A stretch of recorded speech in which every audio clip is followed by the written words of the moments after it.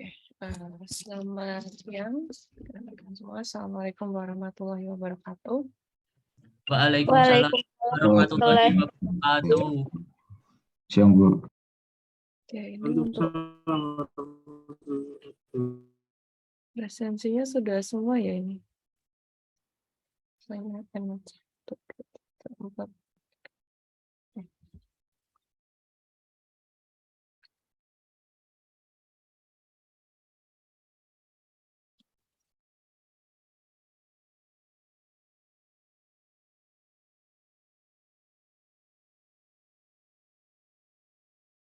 Oke, untuk minggu lalu kita sudah membahas definisi manajemen proyek ya, utamanya perbedaan proyek, program, dan portofolio. Yang ini saya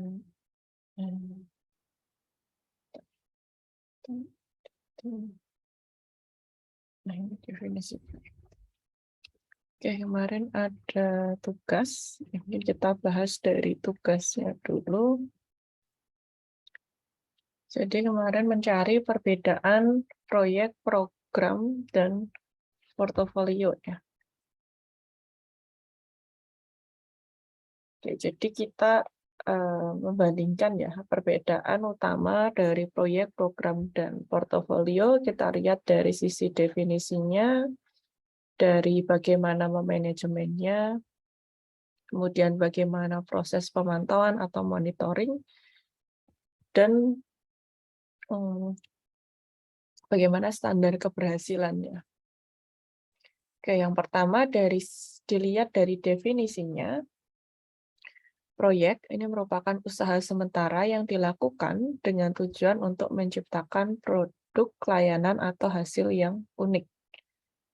Nah, sedangkan program adalah sekelompok atau gabungan dari proyek yang terkait, kemudian program tambahan atau kegiatan program yang dikelola secara terkoordinasi untuk memperoleh manfaat yang tidak tersedia dari pengelolaannya secara individual. Jadi program ini adalah gabungan dari proyek yang dikelola bersama-sama untuk mendapatkan manfaat dari pengelolaan tersebut.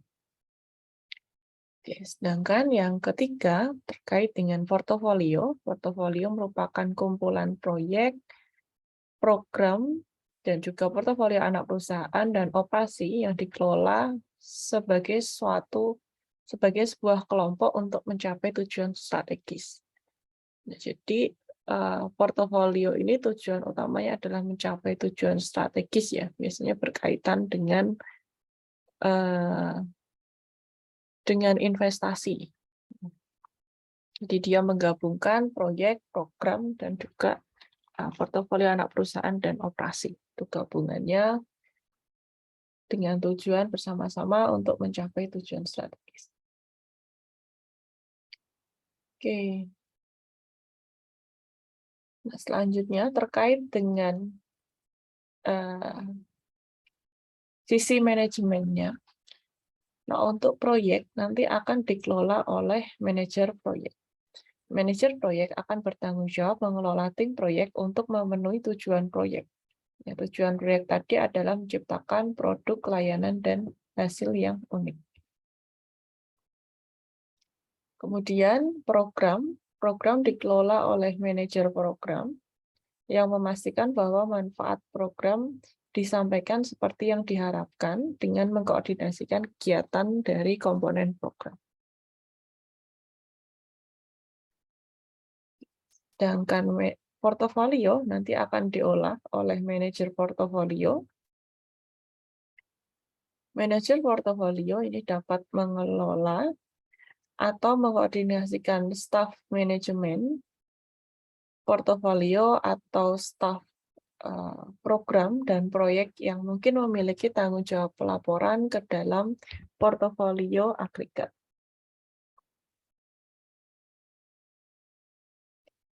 Oke. Kemudian jika kita lihat dari sisi monitoring atau sisi pemantauan, nah nanti tiap manajer memiliki peran masing-masing ya untuk proses monitoring ini.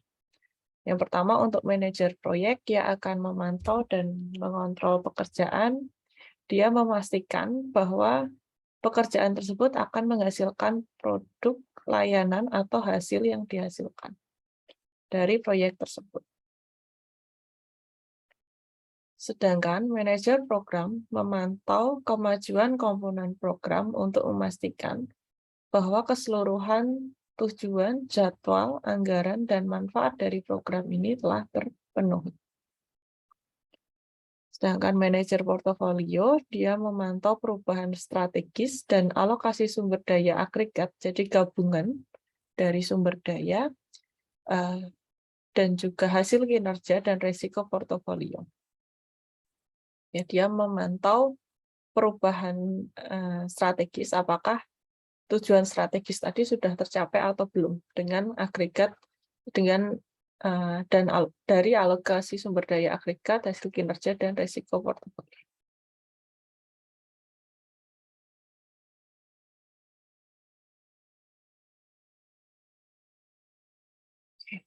Jika kita lihat dari sisi keberhasilannya, untuk proyek, keberhasilan ini diukur dengan kualitas produk dan proyek, kemudian ketepatan waktu, kepatuhan anggaran, dan tingkat kepuasan dari pelanggan. Apakah produk, layanan, atau hasil tadi sudah memuaskan pelanggan atau belum? Dan dari proyek ya, kita kemarin sudah belajar 3 skop ya, dari 3 skop dalam proyek. Itu ada skop goal, skopnya sendiri, kemudian dari sisi harga ya, anggaran, dari sisi cost, dan dari sisi waktu. Jadi kita memastikan dari sisi goal, skopnya apa sudah terpenuhi atau belum, dari sisi kualitas produk, kemudian waktu dan anggaran.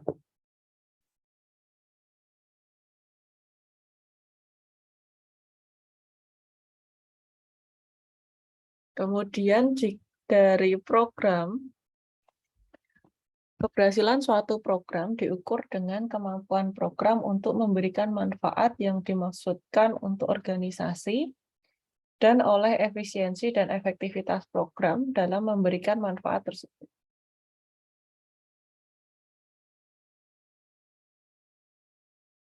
Ya, memberikan manfaat yang dimaksudkan untuk organisasi dan efisiensi efektivitas program. Oke, kemudian yang terakhir, untuk keberhasilan portofolio ini akan diukur dalam bentuk kinerja investasi agregat dan realisasi manfaat dari portofolio. Apakah sudah mencapai tujuan strategis dari perusahaan atau organisasi atau belum? Oke, ini perbandingan utama ya dari proyek, program, dan portofolio. Kita lihat dari 4 sisi. Oke, kemudian perbedaan dari manajemen proyek dan manajemen portofolio. Nah, kalau kita lihat ya, pengembangan proyek itu tujuannya hanya untuk mencapai tujuan yang biasanya taktis, tujuan yang jangka pendek. Jadi spesifik dia membuat produk, layanan, atau hasil tertentu. Sehingga manajemen proyek ini hanya berfokus pada tujuan taktis dan umumnya lebih spesifik dan jangkanya pendek. Sedangkan untuk manajemen portofolio proyek ini berfokus pada tujuan yang strategis, yang lebih menekankan pada tujuan jangka panjang bagi suatu organisasi. Nah, untuk manajemen proyek biasanya nanti manajer proyek akan menjawab pertanyaan seperti apa kita melaksanakan proyek dengan baik, kemudian apakah proyek dilaksanakan tepat waktu dan sesuai anggaran, kemudian apakah stakeholder atau pemangku kepentingan proyek tahu apa yang harus mereka lakukan, tahu apa yang mereka inginkan, dan sebagainya. Sedangkan untuk manajemen portofolio proyek itu nanti pertanyaannya terkait dengan apakah kita mengerjakan proyek yang tepat. Jadi proyek yang dipilih apakah strategis ya, apakah proyek tersebut strategis untuk mencapai tujuan.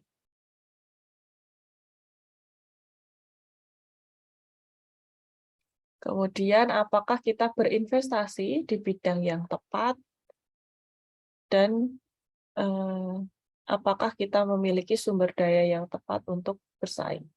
Kurang lebih seperti itu untuk pertanyaan yang manajemen portofolio itu lebih berkaitan dengan proyek yang skala panjang ya, berkaitan dengan investasi.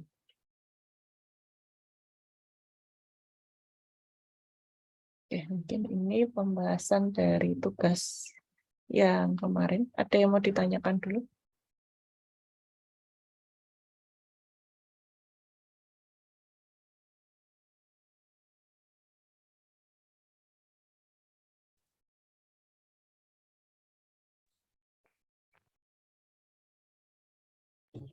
Permisi Bu, izin bertanya. Ya, silakan. Berarti manajemen proyek dan manajemen portofolio proyek itu sebenarnya hampir sama, namun pada tujuannya yang berbeda seperti itu, Bu. Ya, jadi sebetulnya proyek ini masuk ke dalam portofolio ya sebetulnya. Jadi kalau kita lihat proyek itu tujuannya lebih kecil, cakupannya lebih kecil dan jangkanya pendek. Sedangkan yang portofolio itu cakupannya lebih besar dan tujuannya jangka panjang. Sebetulnya yang proyek ini bagian dari portofolio. Oke, jadi dia membedakan ya tujuan dan waktunya ya. Tujuan dan jangkanya.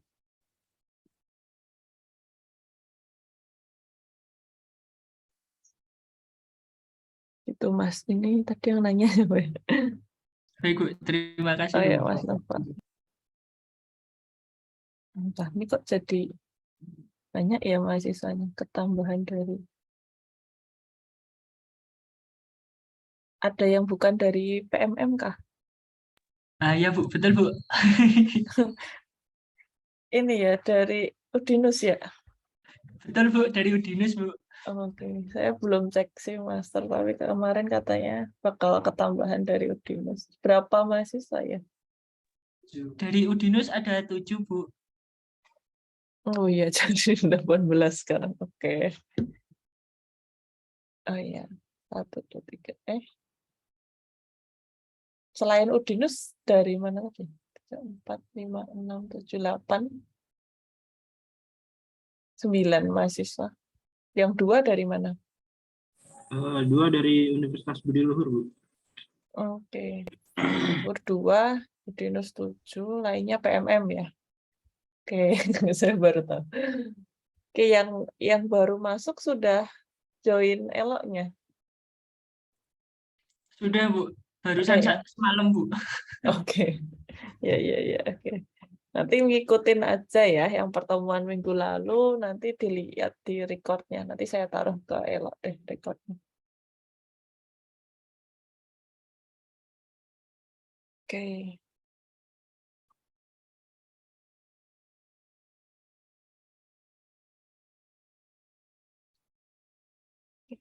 Kemarin kita bahas perbedaan itu proyek, program, dan portofolio. Jadi masih di definisi. Oke. Nah, selanjutnya kita membahas, kalau saya lihat dari RPKPS-nya, di chapter 1 tuh masih definisi. Nah, ini kita akan lanjut membahas definisi manajer proyek dan profesi manajemen proyek.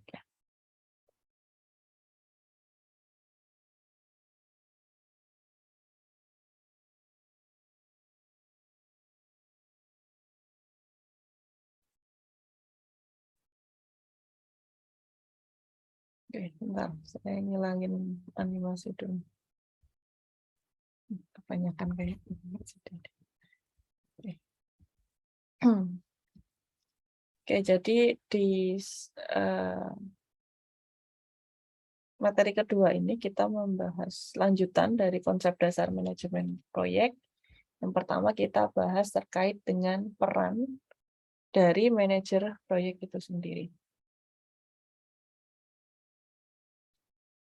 Oke, sebelumnya kita telah belajar ya bahwa manajer proyek itu ketika dia mengerjakan proyek, dia selain bekerja sama dengan tim, dengan anggotanya, dia juga harus bisa berkomunikasi dengan pemangku kepentingan ya, atau stakeholder terkait dengan proyek tersebut.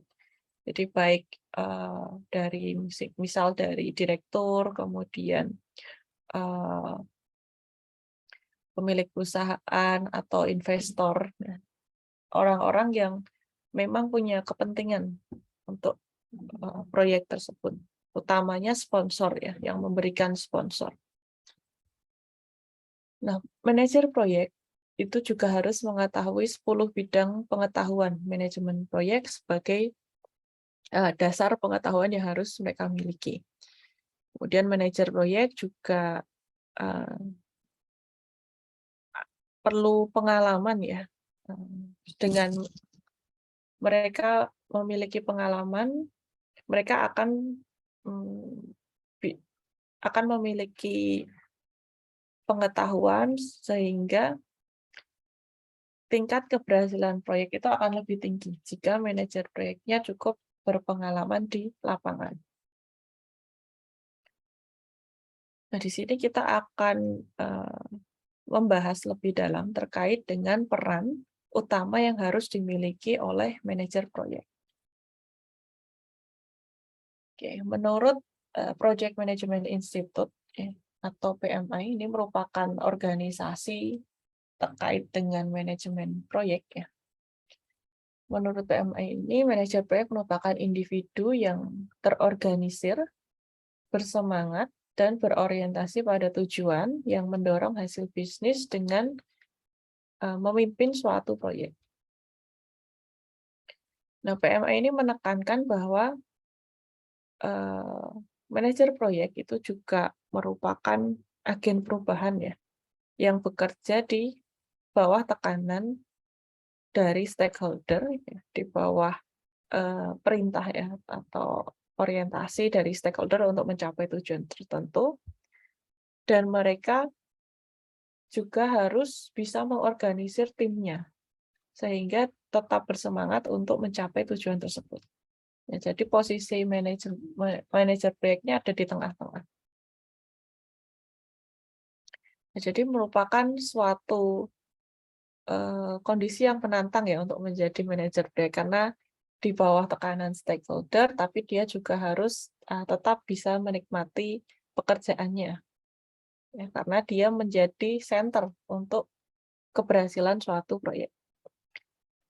Pekerjaan manajemen proyek ini dapat ditemukan ya di setiap negara dan setiap industri. Jadi di berbagai bidang sebetulnya selalu akan ada manajer proyek. Tapi kita akan fokus ke proyek yang berkaitan dengan teknologi informasi. Oke. Utamanya manajer proyek ini perlu menghubungkan manajemen, klien, dan juga staf untuk menjaga proyek agar tetap berjalan. Manajer proyek memerlukan keterampilan atau skill, kemudian insting untuk ketajaman terkait dengan bisnis, dan juga memiliki kompetensi teknis agar membuat manajemen proyek dapat berhasil. Nah, selanjutnya ya kita akan membahas beberapa contoh pekerjaan dari manajer proyek. Oke, misal manajer proyek untuk suatu perusahaan konsultan. Nah, contoh pekerjaan yang dilakukan oleh manajer proyek yang pertama, manajer proyek ini akan bertugas untuk merencanakan, menjadwalkan, dan juga mengendalikan kegiatan untuk memenuhi tujuan yang telah ditentukan dengan menerapkan keterampilan teknis, teoritis, dan manajerial untuk memenuhi persyaratan proyek. Ya, jadi teknis itu terkait dengan teknis ya, mungkin menggunakan tools yang bisa digunakan untuk memanajemen proyek. Kemudian teoritis ini terkait dengan 10 bidang pengetahuan manajer proyek yang harus diketahui, dasar-dasar manajemen proyek, dan juga dari sisi manajerial. Nah, selain itu, manajer proyek juga harus mampu mengkoordinasikan dan mengintegrasikan upaya tim dan individu, serta membangun hubungan profesional yang positif dengan klien dan rekanan. Jadi posisinya di tengah-tengah ya. Ada tim dan individu yang harus diintegrasikan, dan juga ada klien dan rekanan yang harus dikoordinasikan, harus diketahui keinginannya itu apa. Ya, sehingga proyek yang dikerjakan itu nanti akan menghasilkan produk yang kualitasnya sesuai dengan yang dikehendaki klien atau rekan. Oke, kemudian contoh pekerjaan lain, manajer proyek untuk perusahaan sistem komputer.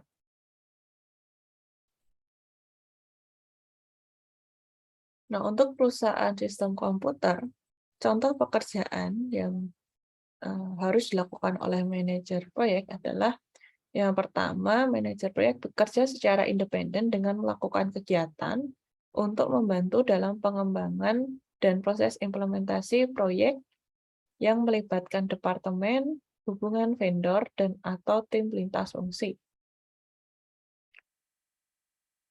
Selain itu, manajer proyek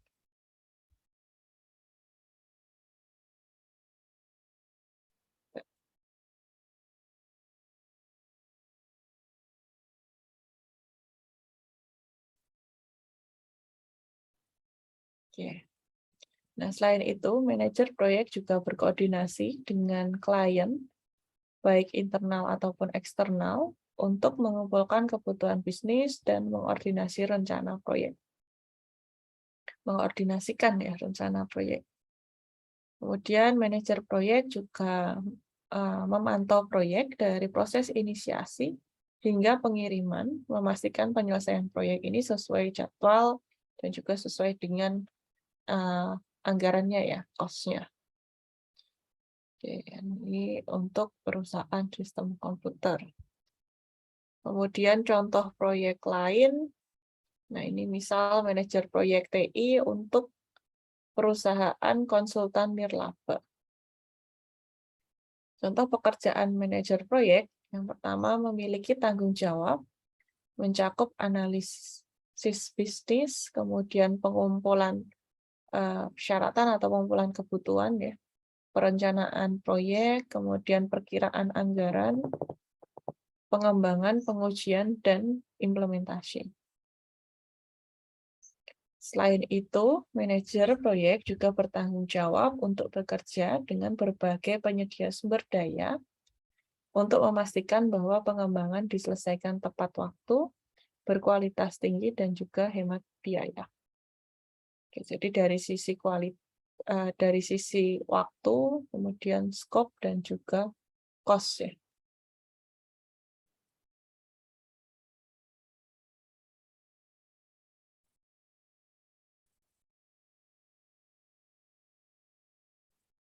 Oke, jadi kalau kita lihat ya dari contoh-contoh deskripsi pekerjaan untuk manajer proyek tersebut akan bervariasi menurut industri dan perusahaan atau organisasinya, tetapi sebagian besar manajer proyek akan melakukan tugas serupa, yaitu bertanggung jawab untuk memastikan ya proyek akan terlaksana dengan baik dan mengkoordinasikan antara tim dan stakeholder.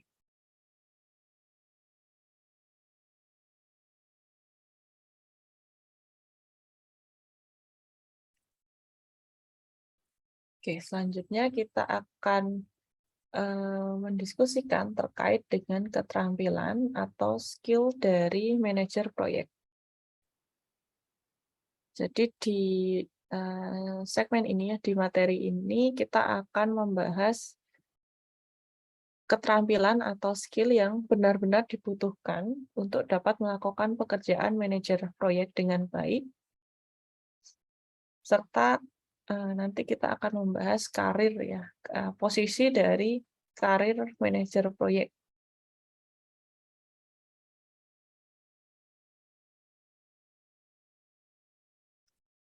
Oke. Nah, manajer proyek perlu memiliki berbagai keterampilan atau skill yang dapat digunakan.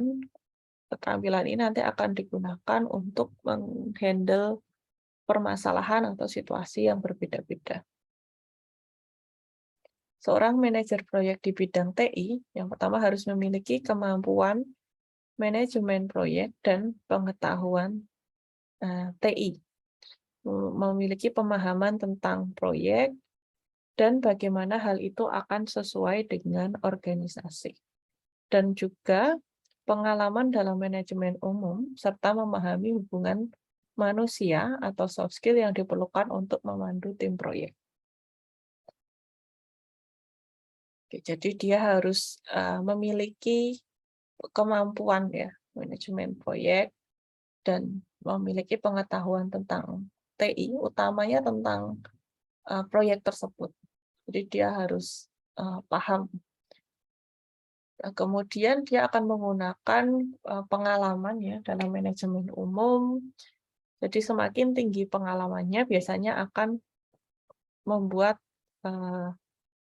keberhasilannya juga akan meningkat. Serta memahami hubungan manusia ya. Jadi komunikasi itu sangat skill yang penting untuk manajer proyek ya. Dan soft skill lain nanti juga akan menunjang manajer proyek untuk memandu tim proyek tersebut. Oke.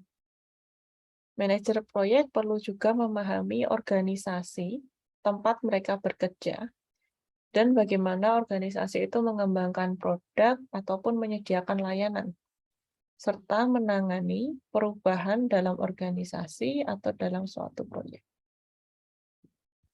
Oke, jadi harus paham ya kondisi organisasi, paham lingkungan tempat dia bekerja itu seperti apa. Dan ketika di organisasi tersebut ada perubahan ya, manajer proyek harus bisa menangani perubahan tersebut, sehingga bisa mengkoordinasikan timnya agar bisa menyesuaikan terhadap perubahan yang terjadi. Oke, kemudian manajer proyek juga harus memiliki pengetahuan dan keterampilan umum dari manajemen umum. Nah, keterampilan ini diantaranya terkait dengan manajemen keuangan, kemudian akuntansi, kemudian manajemen pengadaan, manajemen penjualan, pemasaran, kemudian bagaimana membuat kontrak, bagaimana penandatanganan kontrak, kemudian terkait dengan distribusi, logistik, supply chain manajemen, kemudian perencanaan strategis, perencanaan taktis, kemudian administrasi ya, baik administrasi, misal administrasi personalia atau sumber daya manusia yang ada di proyek tersebut, kemudian memahami struktur dan perilaku organisasi, memahami manajemen operasi, kemudian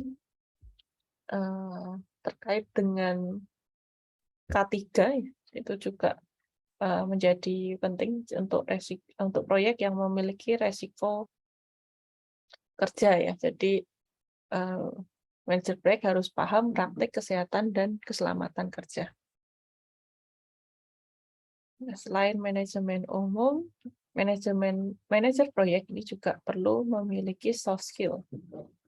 Atau soft skill ini disebut juga keterampilan hubungan manusia untuk memahami, menavigasi, dan memenuhi kebutuhan dan harapan dari pemangku kepentingan.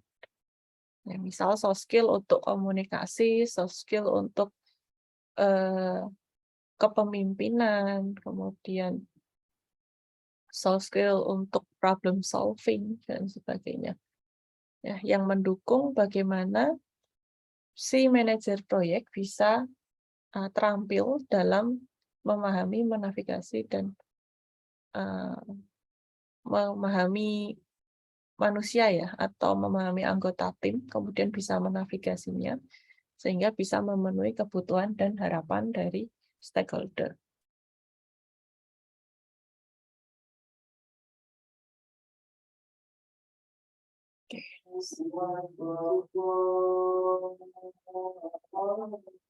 Kemudian manajer proyek juga harus dapat memimpin tim proyek mereka dengan memberikan visi, mendelegasikan pekerjaan, menciptakan lingkungan yang efektif dan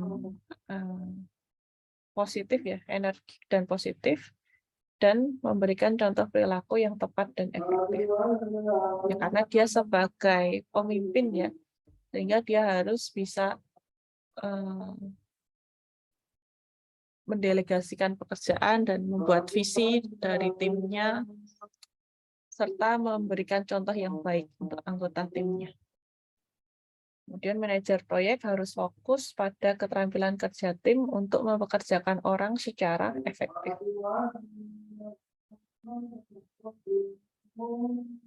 Oke, kita break azan sebentar ya.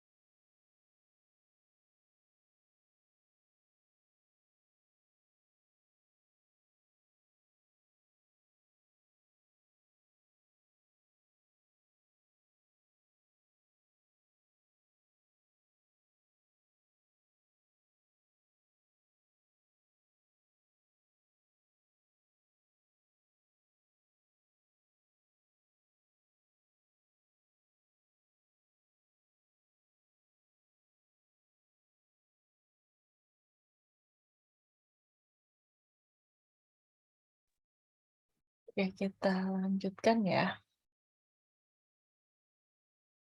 Nah, jadi oke, ini sudah ya. Jadi ada manajemen umum, soft skill, kemudian yang berkaitan dengan kepemimpinan, dan yang terakhir berkaitan dengan keterampilan kerja tim. Jadi dia harus bisa mempekerjakan orang secara efektif. Nah, nanti ini dari sisi sumber daya, dari anggota tim nanti dilihat manajer proyek bisa mengkira-kira ya, semacam memberikan mengira-ngira keterampilan kerja tiap anggota tim. Jadi nanti bisa diberikan load pekerjaan sesuai dengan kapasitasnya. Oke, kemudian skill selanjutnya, manajer proyek harus mampu memotivasi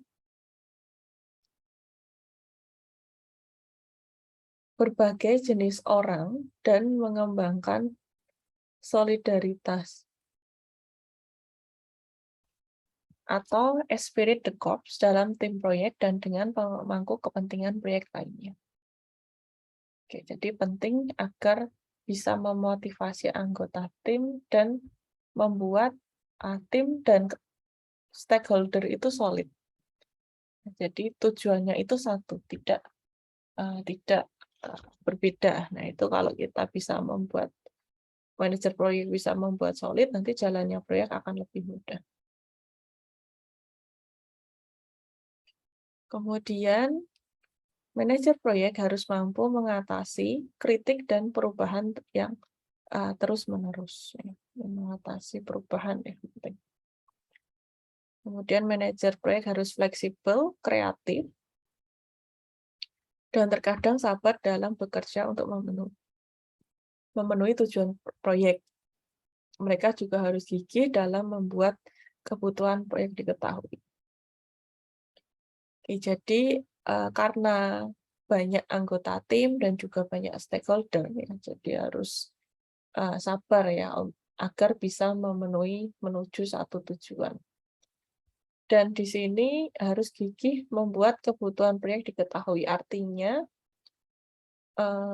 manajer proyek itu harus bisa menyampaikan kepada anggota timnya bahwa kita itu satu untuk membuat satu kebutuhan proyeknya terpenuhi. Sehingga setiap anggota tim itu merasakan kepemilikan dari proyek.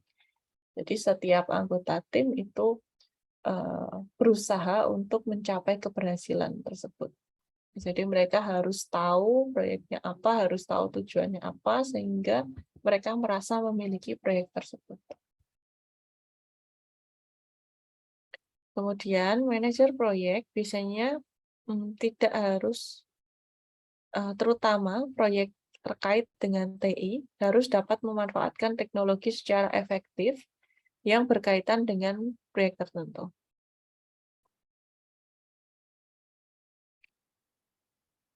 Jadi harus bisa memanfaatkan teknologi ya, karena memang berkaitan dengan TI. Tapi manajer proyek biasanya tidak harus ahli dalam teknologi tertentu, tapi mereka harus cukup tahu ya untuk membangun tim yang kuat dan mengajukan pertanyaan yang tepat terkait dengan proyek ya. Jadi kalau tidak terlalu paham teknis itu tidak apa-apa, tapi harapannya paham dasar-dasarnya. Jadi kalau ada keinginan dari stakeholder atau ada pertanyaan dari tim itu nyambung. Ya. Jadi dasar-dasar TI harus paham, walaupun tidak terlalu paham terkait teknisnya. Misal kalau membangun website itu ya, paling nggak paham, mungkin tidak paham terkait dengan library yang digunakan ya atau tools. Misal kita menggunakan bahasa pemrograman PHP, tapi ada banyak framework-nya ya. Misal ada PHP itu nanti ada Laravel, kemudian ada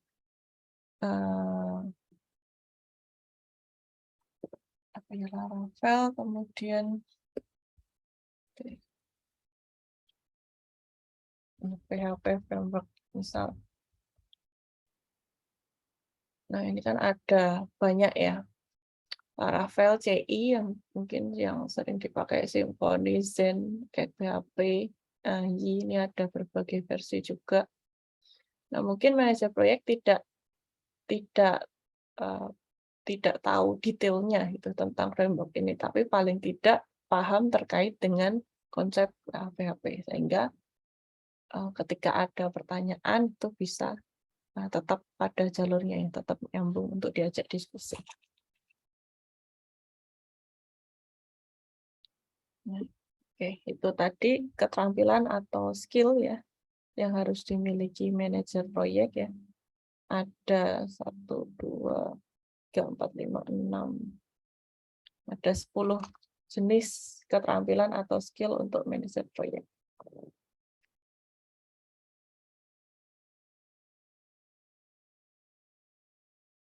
Oke, jadi semua manajer proyek harus terus bisa mengembangkan pengetahuan dan pengalaman dalam manajemen proyek, manajemen umum, kemudian soft skill, dan mengetahui organisasi atau industri yang mereka dukung ya, yang mereka sedang kerjakan.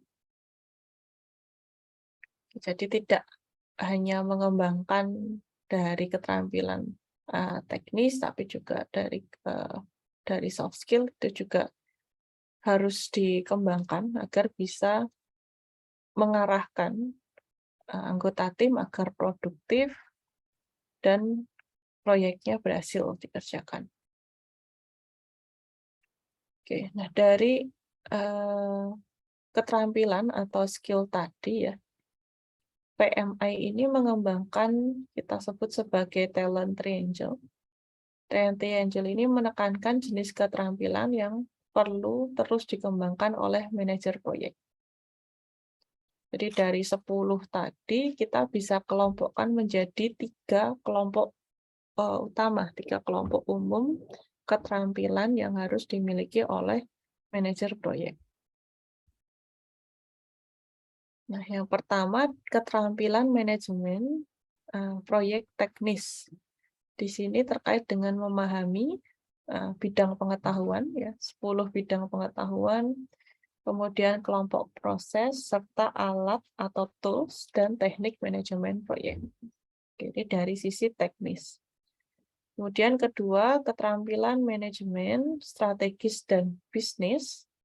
Ini berkaitan dengan memahami perencanaan strategis dan manajemen keuangan, akuntansi, pemasaran, dan topik lain yang tercantum di bagian sebelumnya. Kemudian keterampilan kepemimpinan. Keterampilan kepemimpinan ini terkait dengan kepemimpinan dan kepemimpinan dan manajemen ini merupakan istilah yang sering digunakan secara bergantian meskipun ada perbedaan. Nah, umumnya pemimpin akan berfokus pada tujuan jangka panjang dan tujuan gambaran besar sambil menginspirasi orang atau anggotanya untuk mencapai tujuan tersebut. Tetapi di sini manajer sering berurusan dengan rincian sehari-hari untuk memenuhi tujuan tertentu. Nah, beberapa orang jadi mengatakan bahwa manajer itu akan berfokus untuk mencapai visi ya, sedangkan pemimpin ini berperan menentukan visi. Nah, seringkali manajer proyek itu akan mengambil peran keduanya. Jadi sebagai pemimpin dan juga sebagai manajer. Dia menetapkan tujuan dari pembuatan proyek ya dengan menggabungkan kepentingan dari stakeholder dan dia juga berfokus untuk mencapai tujuan tersebut. Ya, jadi dia juga berurusan dengan pekerjaan sehari-hari, pekerjaan yang teknis untuk mencapai tujuan tersebut. Jadi kurang lebih untuk keterampilan kepemimpinan akan berperan seperti pemimpin dan manajer, gabungan keduanya.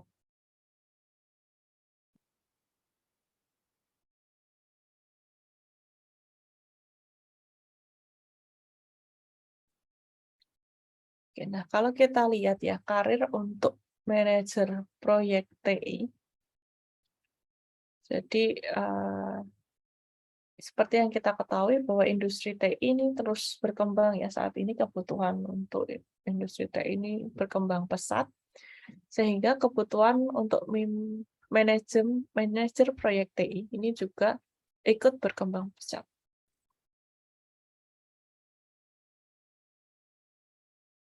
Oke. Nah, eksekutif TI ini membuat 10 skill teknologi terbaik yang direncanakan akan dibutuhkan pada pekerjaan di tahun 2017.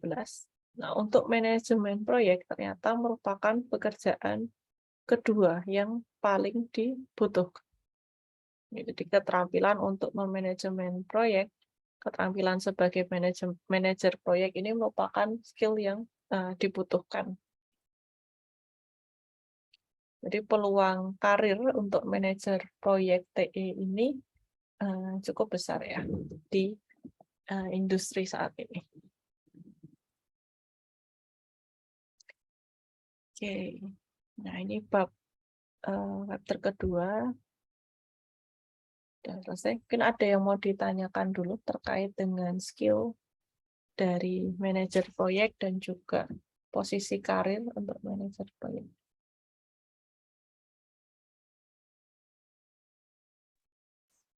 Izin bertanya, Bu.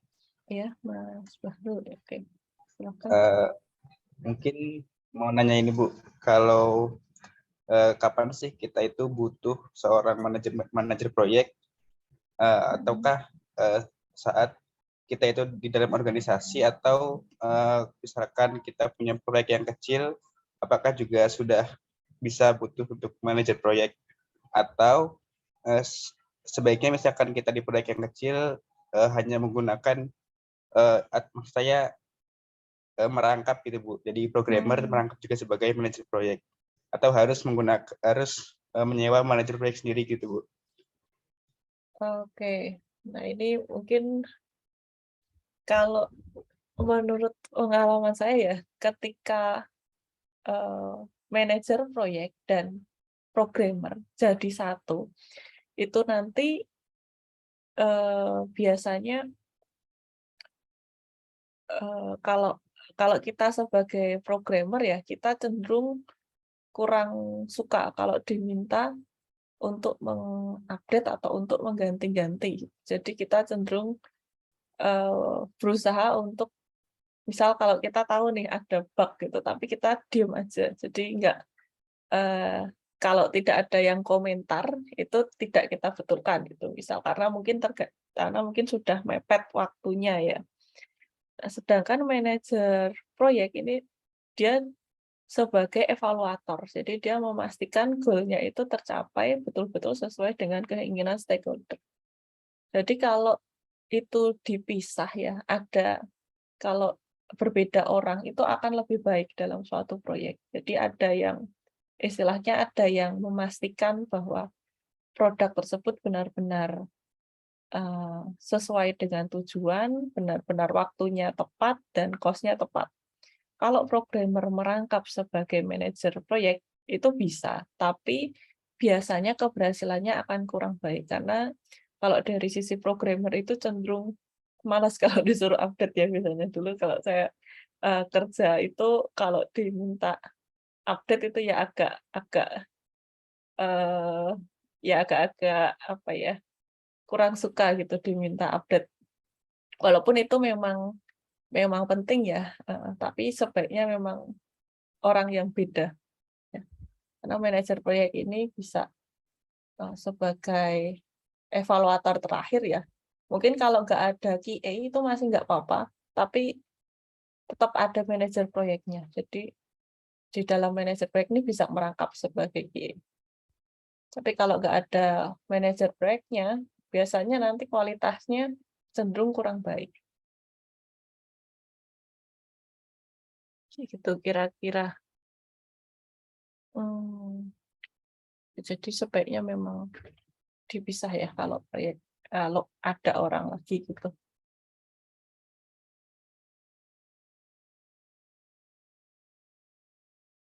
Mungkin ada lagi. Izin tanya lagi, Bu. Ya, silahkan. Nah, ya, kalau biasanya itu kan stakeholder itu kan berkomunikasinya langsung sama manajer proyek ya Bu. Apakah itu artinya seorang manajer proyek itu harus ngerti nih semua stack dari bahasa pemrograman itu, misalkan kayak kita harus pakai database apa gitu atau bahasa apa gitu. Nah, biasanya kalau stakeholder sendiri itu kan kurang ngerti itu Bu.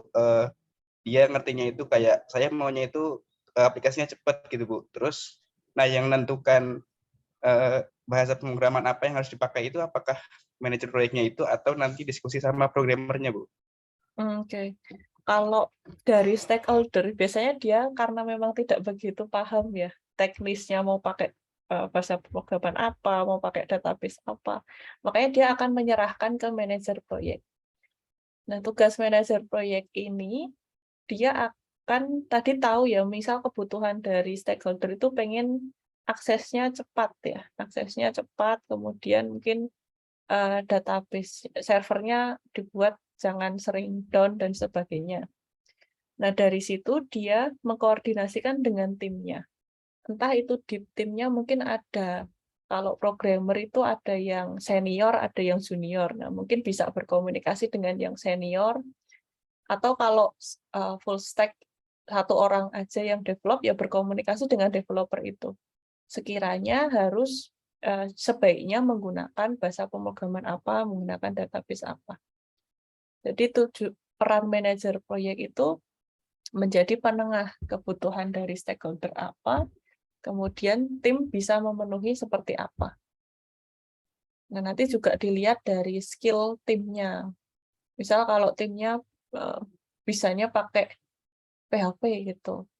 Nah, nanti mungkin di-develop dengan PHP. Bisanya pakai Python, di-develop dengan Python. Atau kalau butuh waktu untuk belajar, misal bisanya PHP tapi sebaiknya di-develop pakai Python sehingga timnya ini butuh waktu belajar. Nah, nanti dikomunikasikan ke stakeholder. Kira-kira kalau dibuat jadwal, misal jadwalnya 3 bulan gitu. Awalnya 2 bulan dibuat 3 bulan karena ada spare untuk belajar itu. Apa bisa atau tidak. Nah, itu nanti yang lobby-lobby adalah yang bagian manajer proyek. Tapi yang menjadi penengah ya kebutuhan dari stakeholder dan yang bisa di provide oleh tim itu nanti adalah manajer proyeknya yang menjadi penengah.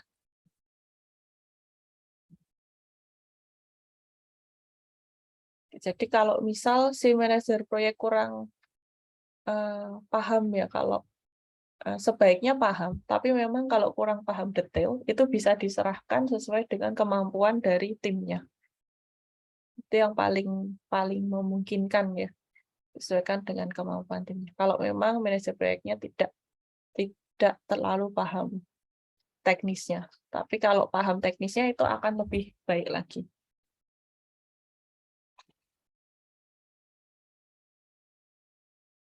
Oke, kira-kira itu Mas Baru ada lagi? Baik Bu, terima kasih Bu. Oke, baik. Ada lagi mungkin yang mau didiskusikan?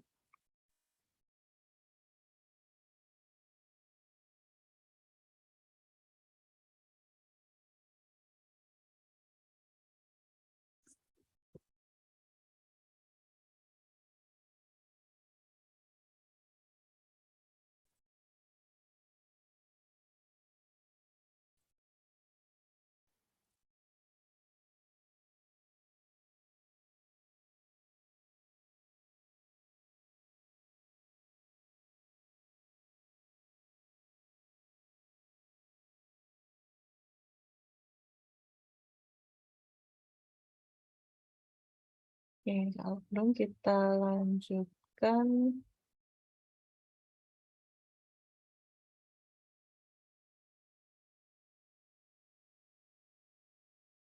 Terkait dengan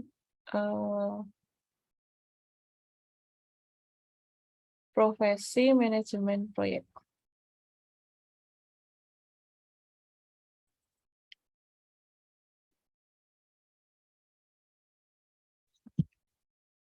Oke, Untuk profesi manajemen proyek itu berkembang dengan sangat pesat. Nah, untuk memahami pekerjaan ini akan sangat membantu jika kita belajar tentang Institut Manajemen Proyek atau Proyek Manajemen Institut atau PMI dan mempelajari beberapa layanannya seperti sertifikasi manajemen proyek dan juga etika dalam manajemen proyek.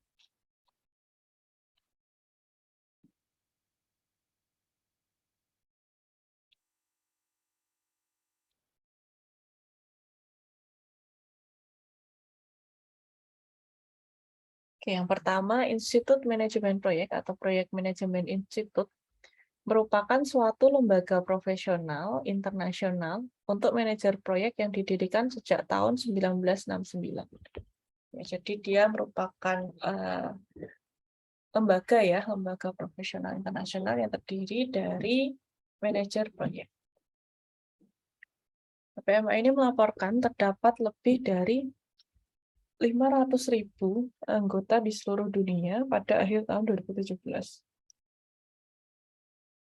Kemudian PMI ini telah bermitra dengan projectmanagement.com untuk menciptakan komunitas online global. Situs ini menyediakan lebih dari 14.000 artikel ya oleh pakar industri, kemudian lebih dari 10.000 template untuk menghemat waktu dan tenaga pengguna, dan lebih dari 8.000 peer connection melalui sistem jejaring sosial dan forum diskusi. Oke, jadi jika ingin memahami lebih detail terkait dengan manajemen proyek, kita bisa bergabung dengan para expertnya di sini ya. Nah, di sini menyediakan 10.000 template. Template ini berkaitan dengan manajemen proyek ya, misal template untuk pembuatan jadwal, template untuk pembuatan anggaran dan sebagainya, yang bisa kita gunakan sehingga bisa menghemat waktu dan tenaga. Kemudian ada juga jejaring sosial, sistem jejaring sosial dan forum diskusi untuk setiap anggota ini agar bisa saling berdiskusi, membahas tentang manajemen proyek. Kemudian PMI ini memiliki layanan ya, layanannya seperti contohnya adalah sertifikasi manajemen proyek. Nah, sertifikasi itu merupakan sesuatu yang penting ya, sebagai penanda jika kita merupakan ahli di bidang tertentu atau kita memiliki tersertifikasi, memiliki pengetahuan, memiliki kemampuan di bidang tertentu.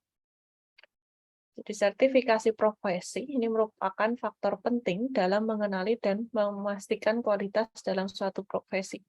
Dalam hal ini, jika sertifikasi terkait manajemen proyek, jadi kita sudah, atau sertifikasi manajer proyek, berarti kita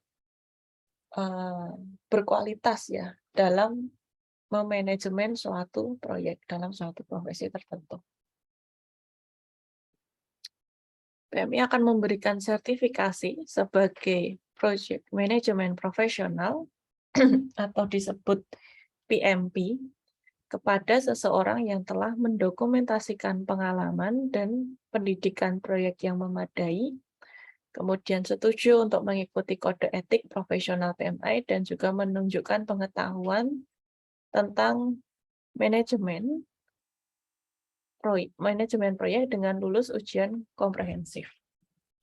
Nah, jadi di sini untuk sertifikasi PMP itu nanti akan diminta untuk setuju mengikuti kode etik profesional PMI dan juga ada tes untuk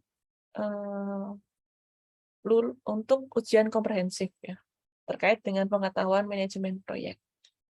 Selain itu, untuk mengikuti ujian PMP ini juga akan diminta untuk mendokumentasikan pengalaman ya. Tadi karena sebagai manajer proyek ya, pengalaman itu merupakan faktor yang penting.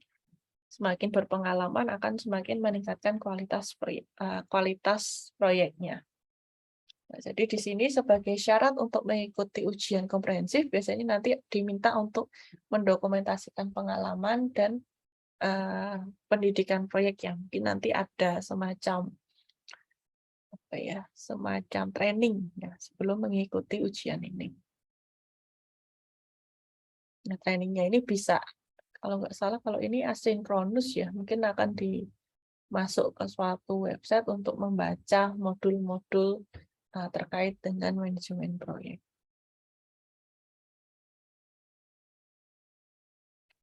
Nah, untuk sertifikasi PMP ini tidak memerlukan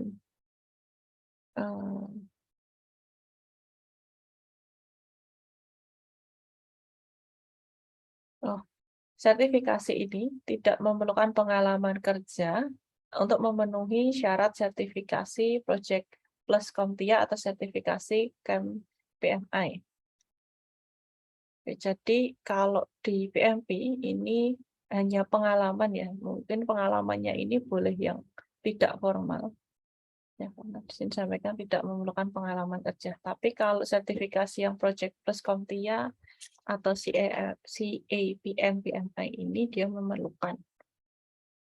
Nah, pada tahun 93 terdapat 1000 profesional manajemen proyek bersertifikat dan pada akhir Desember 2017 terdapat 827.960.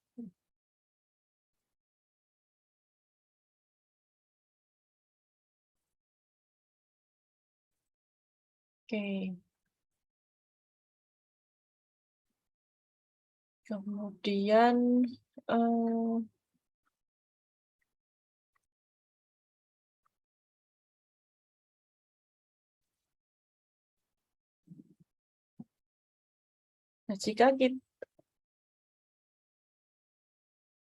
jika lulus ujian PMP ini menjadi standar bagi manajer proyek, beberapa perusahaan mengharuskan semua manajemen proyek bersertifikat PMP. Jadi PMP ini biasanya menjadi standar bagi manajer proyek.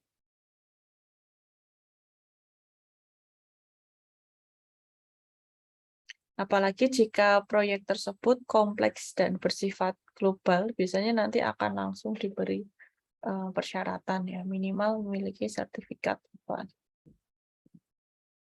Sertifikasi manajemen proyek juga memungkinkan para profesional di lapangan untuk berbagi pengetahuan dasar yang sama. Misalnya, setiap orang dengan sertifikasi PMP dapat membuat daftar, membuat list pekerjaan, menjelaskan, dan menggunakan 10 bidang pengetahuan manajemen proyek. Nah, berbagi dasar pengetahuan yang sama ini penting karena akan membantu memiliki teori yang sama, sehingga nanti prakteknya juga akan sama. Jadi praktek manajemen proyeknya akan lebih mudah jika teorinya sudah sama.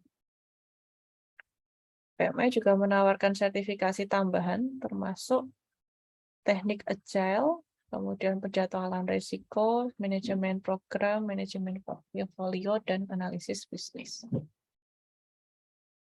Selain sertifikasi PMP tadi.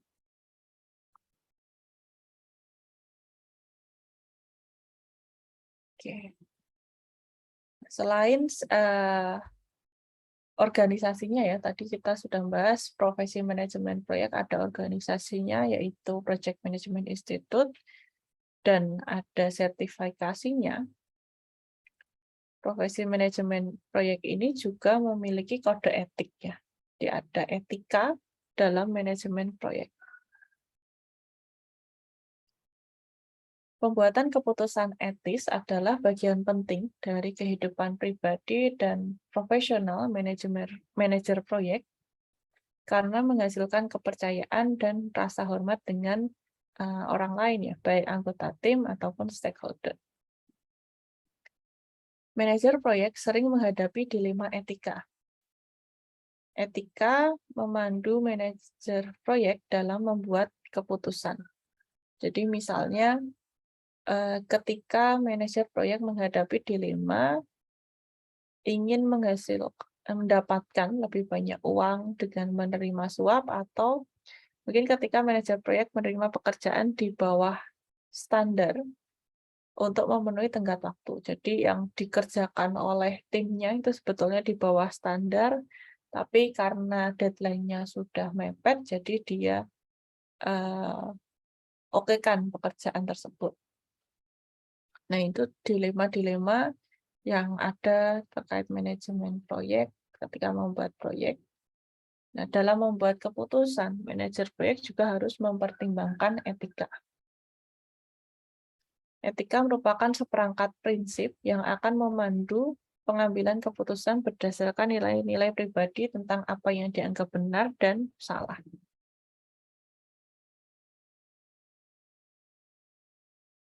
Jadi ketika membuat keputusan, ini harus dilandasi dengan seperangkat prinsip ini ya, seperangkat prinsip yang nanti dapat memandu manajer proyek untuk pengambilan keputusan jika dia menghadapi dilema. PME telah menyetujui kode etik dan perilaku profesional yang berlaku pada Januari 2007. Kode ini tidak hanya berlaku untuk pemegang sertifikat PMP saja, tapi juga untuk semua anggota PME yang memegang sertifikasi PME, mengajukan sertifikasi PME atau membantu PME dengan SKL. Jadi intinya seluruh anggota PME ini wajib untuk memenuhi kode etik, ya, kode etik dan perilaku profesional yang berlaku dalam manajemen proyek. Sangat penting bagi praktisi manajemen proyek untuk melakukan pekerjaan mereka dengan cara yang etis, bahkan jika tidak berafiliasi dengan PME. Jadi walaupun kita bukan anggota PME, pedoman ini dapat membantu untuk melakukan pekerjaan dengan cara yang etis, yang membantu profesi mendapatkan kepercayaan dari publik, kemudian kepercayaan dari pemberi kerja, karyawan, dan semua pemangku kepentingan proyek. Kode etik dan perilaku profesional ini nanti mencakup bab-bab singkat yang akan membahas visi dan penerapan, kemudian tanggung jawab, rasa hormat, keadilan, dan juga kejujuran. Selain itu, PME menambahkan serangkaian pertanyaan pada ujian sertifikasi PMP, di mana pertanyaan ini berkaitan dengan etika dan tanggung jawab profesional. Jadi penting bagi kita untuk mempelajari etika manajemen proyek, serta menerapkannya untuk kegiatan mengembangkan suatu proyek. Oke, sampai sini ada yang mau ditanyakan dulu?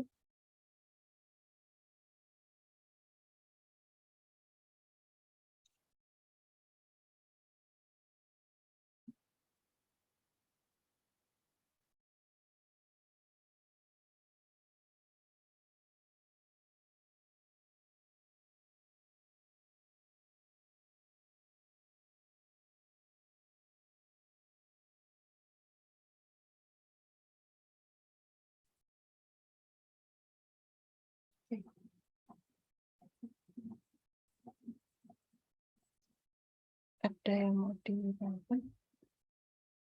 Jadi hari ini kita sampai sini dulu ya, sampai definisi manajemen proyek.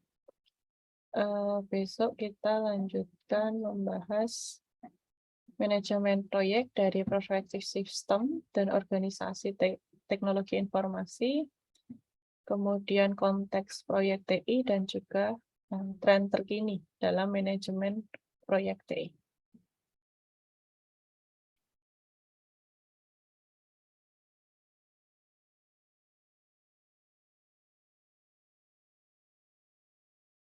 Oke, mungkin itu. Ada yang mau ditanyakan dulu?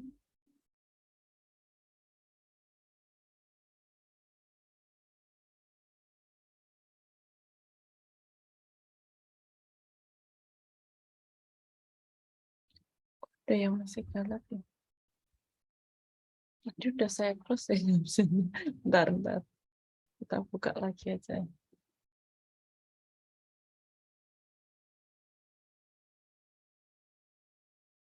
Saya kira cuma 9 soalnya. Oke. Ini yang belum ada Muhammad Al-Hafiz, hadir nggak? Ada, Bu. Ada, oke. Terus El Wahyu Hardiningrat. Nggak ada ya. Yukriani, Bu, oke. Ibu hadir. Ya, udah ya. Ada lagi nggak? Oke, cuma Mas Sahyud sih. Mas Sahyud. Nggak ada ya, oke. Sudah semua ya berarti untuk presensinya. Oke.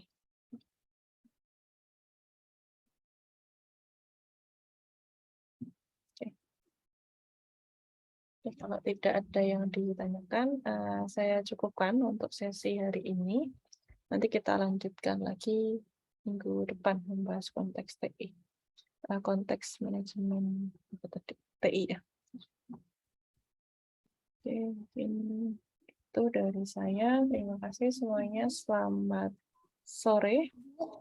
Ya, Mbak Yukriani. Izin Sore, Bu. tadi nama Wahyu, dia izin ke kamar mandi sebentar, Bu. Oh, ya. Oke, oke. Nanti saya input manual aja. Oh ya, terima kasih, Bu. Ya, oke.